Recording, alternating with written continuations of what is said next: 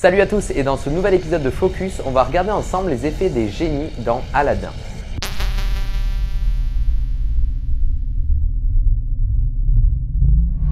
Ok, donc la bande-annonce de Aladdin 2 est sortie il y a à peu près 2 jours. On va pas parler du film parce qu'en lui-même, bon, mais on va parler des effets spéciaux qui sont plutôt bien réalisés. Et nous allons parler plus précisément donc des effets des génies dans le film Aladdin. Donc ce qu'on peut voir, c'est qu'avant d'être en fumée, Eric Judor, donc l'acteur qui joue le génie, était sur un Segway. Donc les Segways, c'est ce truc gyroscopique, tu sais, qui te font avancer comme ça. C'est un moyen de locomotion.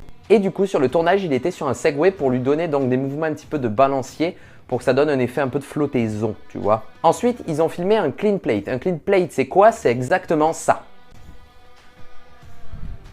Voilà, c'est un plan avec personne dedans. Comme ça, ensuite, pour effacer donc les jambes du génie, c'est plus simple. Ils font juste un masque et ça s'efface. Ensuite, ils ont fait une simulation de fumée qui venait à partir de sa taille avec le logiciel Houdini. Moi, je l'ai réalisé avec 3ds Max et le plugin FumeFX, mais ça fonctionne à peu près de la même manière. Pour générer cette fumée un petit peu qui tourne, j'ai créé un vortex en fait au-dessus de ma simulation, comme ça allait lui donner un effet un peu de tourbillon. Après, j'ai pris cette simulation de fumée et je l'ai transformée en particules. J'ai émis des particules avec la vélocité de la simulation de fumée. Ensuite, j'ai pris les particules et la fumée et je les ai superposées ensemble avec quelques petits effets de lueur. Pour les intégrer sur le plan, j'ai tout simplement fait un masque en dessous de mon t-shirt. J'ai pris un t-shirt blanc, comme ça c'est une couleur vive et c'est plus simple pour se repérer pour faire un masque. Et ensuite, c'est terminé. Cet effet-là est vraiment cool et plutôt simple à réaliser. Dans le film Aladdin, il y a des effets beaucoup plus complexes comme le tapis qui s'envole.